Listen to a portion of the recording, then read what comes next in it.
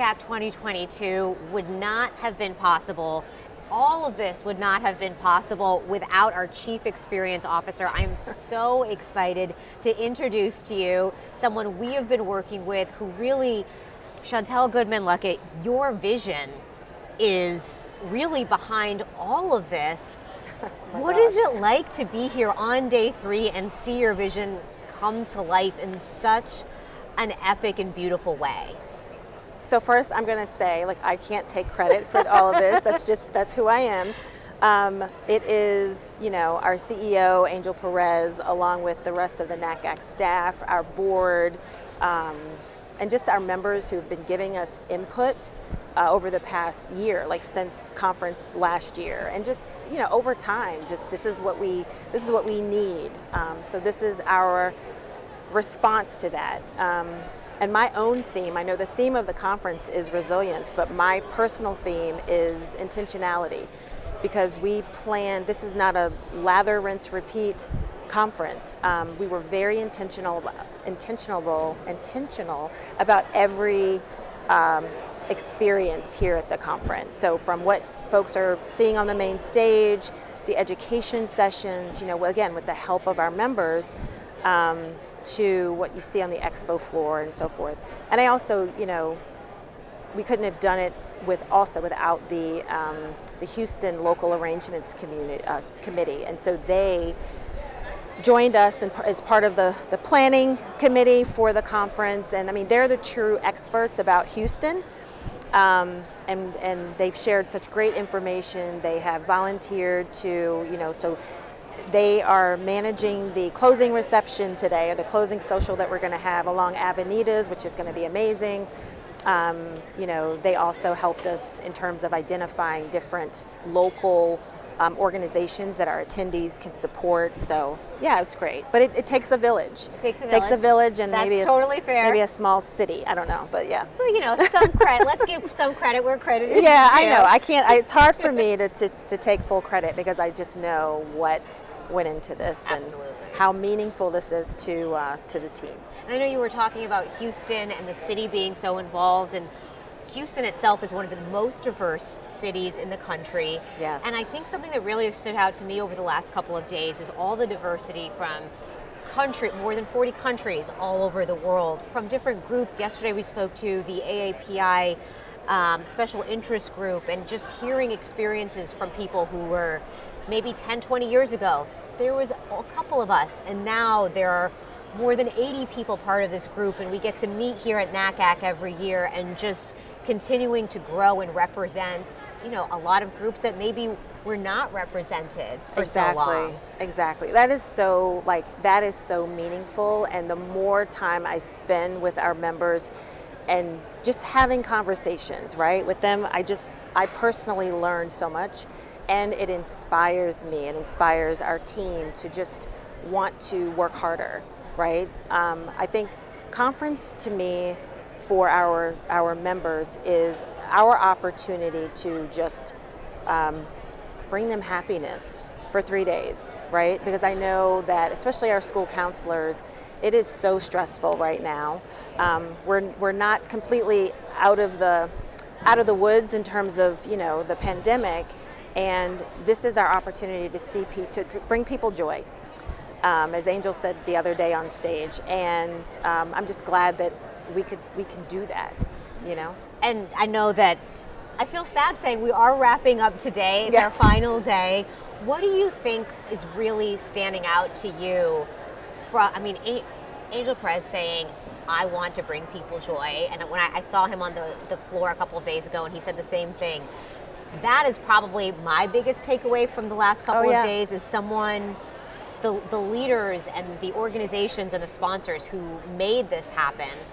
That's what they're looking out for. Yeah. And everyone kept saying over and over again, I'm here to bring you joy, and I'm here to do what's best for the students. That's it. That is it. I mean, the students, they are at the center of everything that all of us are doing. We go to work every day for the students. We really do, And so our goal is to empower our mission, empower college admission counseling professionals through the education, through the advocacy in the community, and conference embodies all of that. So I don't know. I'm inspired by our members. I'm inspired by the students, and to hear the stories that we heard yesterday at the public school counselor panel. I mean, it's like, I don't know. I don't know the word I'm looking for, but it said, yes, Shantel. It was the stamp that said, this is why you're doing this job. This is why you are, working hard to plan a conference, and we're looking to reimagine our college fairs, and I'm excited about that. We actually have one tomorrow here at the convention center, and so, yeah. I also have to say, Shantel, I talked to, I think, someone who is just starting off in her career, and then someone who said he's been a NACAC member for 20 years, and regardless of how long they've been doing this, they were all like, I learned something today in this session, or a few minutes ago, that I know I'm going to go back and apply to my everyday, or as soon as this story was said, I'm like, that's my student. I know how to help them. Yeah. That has to be overwhelming, just knowing that putting everybody in this room together is helping people all over the world. Yeah, absolutely. It's like, it's your one-stop shop where you can get everything. You can get that education, you can get the advocacy piece, and you can certainly get the sense of community. And it's like, I don't know, no one is alone. There's so many shared experiences among our members, our membership, and there's always people that are like, I can help you with that.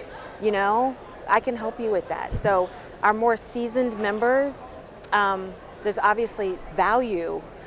There's value there, and they're asking us, I love that about them. They're like, how can I help? Who do I need to call? Do you need me to sit on a panel? What do you need? Because they've been there, done that, and they're still doing it.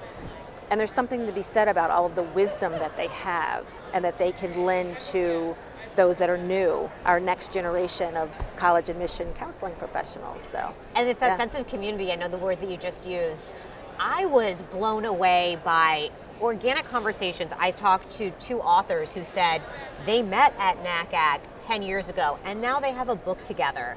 And someone yesterday was my mentor. I met through the membership process, maybe not at a conference, but just having that ability to have those conversations, and all the doors that you're opening to help people form not just professional relationships, but people keep saying the word family and friendships, hugging each other. Absolutely. Oh, the hugs. That's the other thing. Everywhere. The joy. It's like, oh my God. Because last year I was very proud of our conference in Seattle. We had over 3,500 attendees, but it wasn't everybody, right? It was great conference, and people were excited to be together. But I don't know, folks are breathing a sigh of relief this year, it feels like, and they've kind of let their guard down a bit, and it's like, we're back. We're back. Yeah, even last year there was masks, of course, appropriate and necessary, but even this year, having some of the COVID restrictions relaxed a little bit, and being able to have those hugs, I think, has really impacted the experience of the last couple of days. Absolutely. And what do you think? So we've been talking about Baltimore, Be More, next year. Be More. Let's talk about what people have to look forward to. I know that it's already in the works, even though it's still a year away. Yes. What are you excited about for the future? What we're learning from just being here. It's like, the staff, like we're passing each other in the hallway, we're going 100 miles an hour, and we're like, okay, in 2023, this. In 2023, in Baltimore, we need to do this. And I have my phone here, and I am just like taking notes as I walk around, and after I talk to people, they have this and then some to look forward to for Baltimore. We want to make it even better. We strive to just be better and better and better. So I'm excited, and I hope that we see, we have over 6,300 folks register for this year. And the total membership is 26,000? 26,000. So that is, yes. I'm not good at math, 25%? That is a lot of the membership it is. who made made time out of their day. Yes. It's not always easy to be able to travel and Yeah. take time away from their students and their schools. Exactly. And that's just such a testament, I think, Yes. to how important this conference is and these connections are. Yeah, I mean, I've been looking at events and meetings like trending in terms of attendance, and I think on average so far this year it's like hovering around 65 to 70% of 2019 attendance. Okay. So that's pre-pandemic, and I know we were in Louisville and we had about 6,600 people. Well, we have over 6,300 people registered. So I'm really blown away. I'm really blown away. And here's to more next year in Baltimore. Hopefully they've got enough room for everybody. Yes.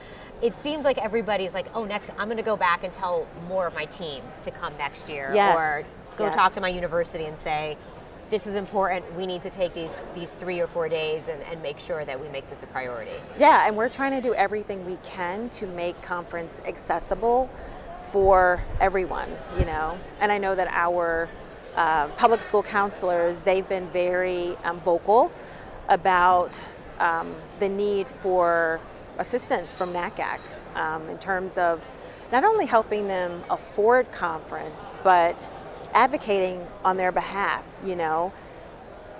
telling their principals and their school administrators about the significance of their roles and what they do. Because it's like, yes, they are college advisors, but they also have lunch duty, and they also are doing this and they're doing that. I mean, they have just a plethora of jobs that they end up doing. And sometimes that could be because the folks, the administrators or school principals may not know exactly, just from a college admissions standpoint, and all that they do. They just do Right. so much. They wear so many hats. And sometimes they're underappreciated.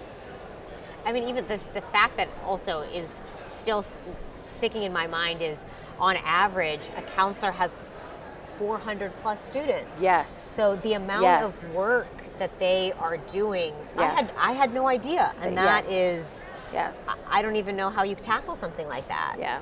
And the reason why they do this job is because they care. They care about the students. It's not because, I can make a lot of money and I can do that. You know what I mean?